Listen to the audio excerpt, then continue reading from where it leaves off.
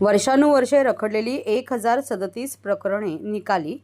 14 डिसेंबर 2024 रोजी झालेल्या वर्षाअखेरच्या लोक अदालतीमध्ये न्यायालयात प्रलंबित असणारी 27,655 प्रकरणे निकाली काढून ठाणे जिल्हा अव्वल ठरले आहे.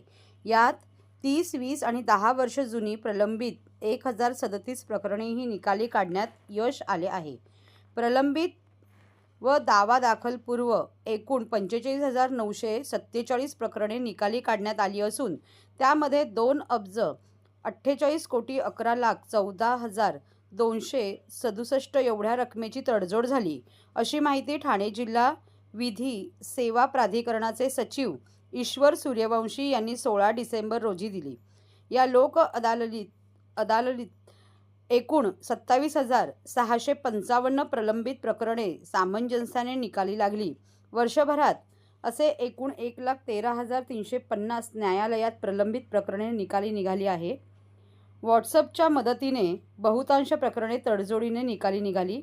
मोटार अपघातात दाव्यांमध्ये एक प्रकरणामध्ये 1,12,58,000 रुपयांची तडजोड झाली असून ठाणे जिल्ह्यात मोटार अपघात दाव्याची एकूण 459 प्रकरणे तडजोडीने निकाली निघाली आणि एकूण 34,04,640 रुपयांची तडजोड झाली. 1 कोटीपेक्षा जास्त नुकसान भरपाईच्या 2 प्रकरणांचा यात समावेश आहे.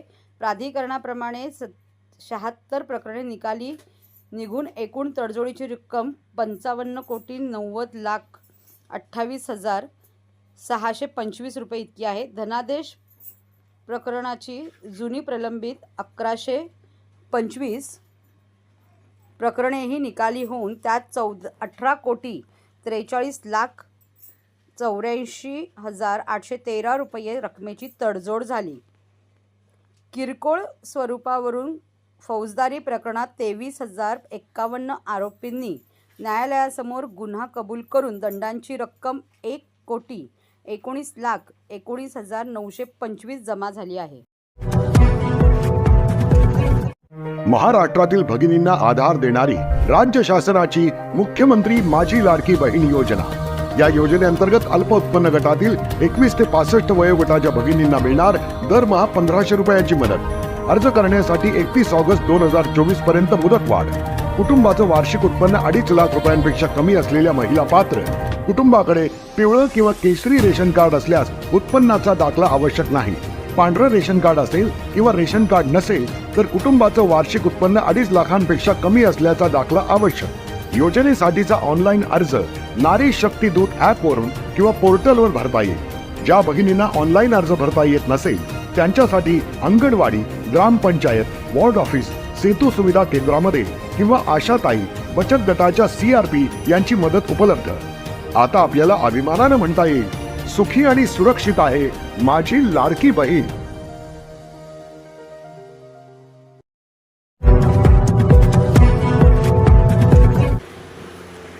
ठाण्यात 5 कोटीच्या दागिन्यांची चोरी. वामन शंकर मराठे ज्वेलर्समध्ये धाडसी घरफोडी.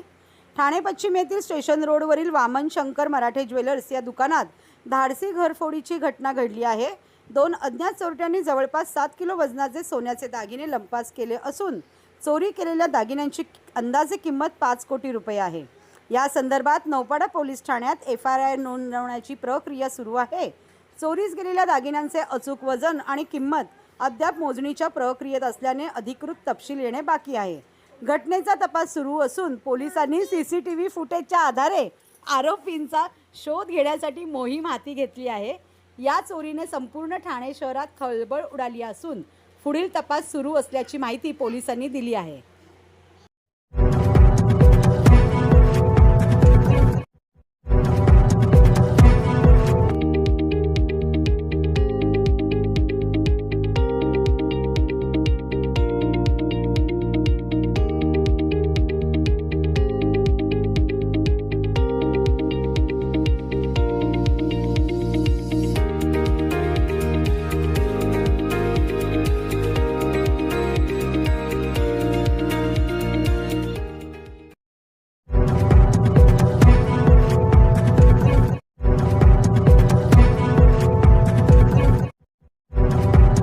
सक्षम वाहतूक व्यवस्थेसाठी खासगी कंत्राटी बसचा पर्याय. आमदार संजय केळकर यांचा ठाणे महानगरपालिका आयुक्तांना प्रस्ताव. वाहतूक आराखड्याची IIT-कडून फेर आखणी करण्याचा निर्णय ठाणे महानगरपालिकेने घेतला असतानाच आमदार संजय केळकर यांनी शहरातील वाहतूक कोंडी सोडवून सक्षम प्रवासी वाहतूक व्यवस्था निर्माण करणारा प्रस्ताव आयुक्तांना दिला आहे. या प्रस्तावाची अंमलबजावणी झाल्यास शहरात सकाळ संध्याकाळ पीक अवर्समध्ये हजारो प्रवाशांची गरज पूर्ण होणार आहे. ठाणे महानगरपालिकेच्या परिवहन उपक्रमात आवश्यकतेनुसार खाजगी प्रवासी बस कंत्राटी पद्धतीने भाड्याने घेऊन किंवा रॉयल्टी देऊन शहरात चालवण्यात याव्यात. यामुळे सार्वजनिक वाहतूक व्यवस्था सुदृढ होऊन प्रवाशांना योग्य दरात आरामदायी, सुरक्षित आणि जलद बस सेवा उपलब्ध होणार आहे, असे आमदार संजय केळकर यांनी आयुक्तांना दिलेल्या प्रस्तावात म्हटले आहे. ठाणे महानगरपालिकेची परिवहन व्यवस्था प्रवाशांच्या तुलनेत अत्यंत तोकडी असल्याने ठाणे शहरात दुचाकी, चारचाकी वाहने आणि 3 चाकी रिक्षांचे प्रमाण खूप वाढले आहे. मोठी समस्या निर्माण झाली आहे. त्यामुळे सार्वजनिक वाहतूक व्यवस्था सुदृढ केल्यास इंधन, वेळ आणि पैशांची बचत होऊन प्रदूषणाचा समतोल राखण्यास मदत होईल, असे प्रस्तावात म्हटले आहे. प्रवाशांचा मोठा ओघ सकाळी आणि संध्याकाळी विशिष्ट वेळेत असतो. त्यावेळी अतिरिक्त वाहने परिवहन सेवेला खरेदी करून उपलब्ध करून देणे आर्थिकदृष्ट्या परवडणारे नाही. दुसरीकडे जिल्ह्यात खाजगी प्रवासी बसची संख्या 30,000वर आहे. या बस कंपनीच्या कर्मचाऱ्यांची सेवा, विद्यार्थ्यांची वाहतूक, लग्न समारंभ आदी कार्यक्रम यासाठी वापरल्या जातात. इतर वेळी या बस अशाच उभ्या असतात. या कंत्राटी बस दररोज गर्दीच्या वेळी भाड्याने घेऊन किंवा त्यांच्याकडून रॉयल्टी घेऊन त्या-त्यावेळी त्या मार्गावर वापरता येतील, अशी सूचना प्रस्तावात करण्यात आली आहे. सक्षम सार्वजनिक वाहतूक व्यवस्था हा शहराचा कणा असून ही व्यवस्था त्या शहराची प्रगती दर्शवते. राज्यातील सर्वच महानगरपालिकांच्या परिवहन सेवा तोट्यात असून कंत्राटी खाजगी बस वापरामुळे परिवहन उपक्रमास काही प्रमाणात उत्पन्न मिळून त्यातून स्वतःच्या मालकीच्या बस सेवा ताफा वाढवण्यास, त्या अद्ययावत करण्यास आणि शहरातील कार्बन फूटप्रिंट करण्यास मदत होईल, असे मत आमदार संजय केळकर यांनी व्यक्त केले आहे.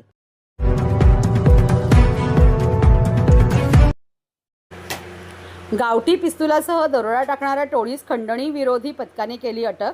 5 डिसेंबर 2024 रोजी 23:23 दरम्यान उल्हासनगर येथे राहणाऱ्या आणि कॅबमधून मुंबई एअरपोर्ट येथे निघालेल्या सुनीता सिल्वस पिल्ले वय 45 या नाशिक मुंबई हायवेवरील कॅडबरी जंक्शनवरील ब्रिजच्या चढणीवर आल्या असताना 2 बाईकवर बसलेल्या 4 स्वारांनी त्यांची कॅब अडवून पोलीस आणि कस्टम पीछे से आ रहा है, आप गाडी रोको अशी बतावणी करून तसेच कॅब चालकाला आप गाडी बंद कर असे सांगून पाठीमागून आलेल्या मारुती अर्टिकामध्ये बसलेल्या 3 जणांनी पिल्ले बसलेल्या डाव्या बाजूचा दरवाजा जबरदस्तीने उघडून सीटवरील बॅगा, त्यामध्ये 50,000 सौदी रियल, भारतीय चलनातील 11,29,000 रुपये व भारतीय चलनातील 1,00,000 रुपये असे एकूण 12,29,000 रुपये जबरीने चोरून पळून गेले.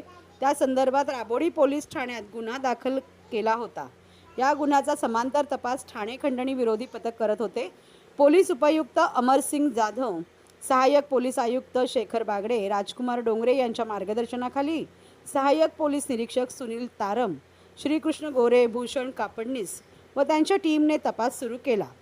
गुन्ह्यातील आरोपीनंतर कोणतेही धागेदोरे व सुगावा नसताना तांत्रिक विश्लेषणाद्वारे तसेच गुप्त बातमीदारांवरचे अतिशय कौशल्यपूर्ण आरोपींचा तपास करून आरोपी मोहित हेमंत हिंदुजा वय 19, वरून नरेश होटवानी वय 20, रोहन सतीश रेडकर वय 19, स्वप्नील दिलीप ससाणे वय 22, अनवर सुबानी शेख सर्व राहणार उल्हासनगर व महिला आरोपी नीता विष्णू मनुजा उर्फ भक्ती वय 40 राहणार कल्याण पश्चिम व एक विधी संघर्ष बालक यांना ताब्यात घेतले आणि त्यांच्याकडून दरोडा टाकून जबरी चोरी केलेले रक्कम तसेच गुन्हा करण्यासाठी वापरण्यात आलेली वाहने Ertiga car, Honda shine, Suzuki कंपनीच्या मोटरसायकल तसेच गुन्हा करण्यासाठी वापरलेला गावठी कट्टा व रकजिवंत काडतूस व मोबाईल फोन असा एकूण 21,97,611 रुपये किमतीचा मुद्देमाल हस्तगत केला. यामध्ये महिला आरोपी नीता मनुजा ही पिल्ले हिची मैत्रीण असून तिनेच वरील आरोपींना सुनीता पिल्ले ही दुबईला फिरण्यासाठी आणि वस्तू खरेदी करण्यासाठी जाणार असून तिच्याकडे बरेच पैसे असल्याची माहिती पुरवली होती। यामध्ये अजून 2 आरोपी निष्पन्न होणे बाकी आहे। हे सर्वजण रेकॉर्डवरील आरोपी असून न्यायालयाने त्यांना 29 तारखेपर्यंत पोलीस कस्टडी सुनावली आहे। या गुन्ह्याचा पुढील तपास सहाय्यक पोलीस निरीक्षक सुनील तारमळे करत आहेत। 5 डिसेंबर रोजी कापूरवाडी राबोडी पोलीस स्टेशनच्या हद्दीमध्ये रात्री 11:30-12च्या दरम्यान जबरी चोरीचा प्रकार घडला। त्या अनुषंगाने गुन्हे शाखेय खंडणीविरोधी पथकाचे अधिकारी आणि त्यांची team ACP Shekhar Bagde, ACP Dongre, API Tarmale, Kapadnis API आणि PSI राठोड, PSI तावडे आणि त्यांच्या टीमनं सदर गुन्ह्याचा तपास केला। यामध्ये फिर्यादी सुनीता पिल्ले या उल्हासनगरवरून मुंबई विमानतळाकडे रात्रीच्या वेळी जात होत्या। त्यांची गाडी, त्यांचं वाहन हे रस्त्यामध्ये 2 मोटरसायकल आणि इतर आरोपींनी अडवून त्यांच्याकडची जी रोख रक्कम होती तो लुटण्याचा प्रकार झाला। त्या अनुषंगानं खंडणीविरोधी पथकाच्या अधिकाऱ्यांनी टीमनं तपास केला।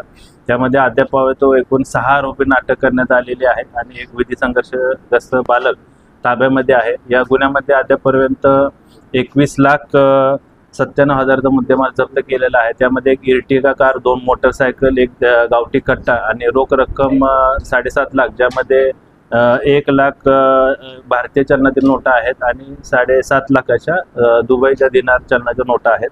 असा अद्यापर्यंत एकूण तपास सुरू आहे। याच्यामध्ये प्रेम चंदानी याला अटकपूर्व जामीन मंजूर झालेला जो मुख्य आरोपी आहे आणि ह्या एकूण 6 आरोपींपैकी नीता नावाची जी महिला आरोपी आहे तिनं या संपूर्ण प्रकरणाची टीप दिलेली आहे। ती फिर्यादी सुनीता पिल्ले यांच्या परिचित आहे, ओळखीची आहे। तिनं त्या संपूर्ण प्रकरणाची टीप दिलेली आहे आणि गुन्हा घडवून आणलेला असं प्राथमिक तपासामध्ये निष्पन्न झालेलं आहे। त्याचबरोबर मुख्य आरोपी प्रेम हरचंदानी याच्यावर देखील अनेक प्रकारचे गंभीर गुन्हे दाखल आहेत आणि इतर आरोपींवर सुद्धा काही गुन्हे दाखल आहेत का त्या अनुषंगाने तपास सुरू आहे। त्याचबरोबर या आरोपींनी महाराष्ट्रामध्ये किंवा इतर ठिकाणी काही अशा प्रकारचे गुन्हे केलेले आहेत याचा देखील तपास सुरू आहे। गावठी कट्टा आम्ही तपासामध्ये जप्त केलेला आहे, तो देखील कुठून आणलेला आहे, त्याने कुठून खरेदी केलेला आहे त्याचा देखील तपास सुरू आहे।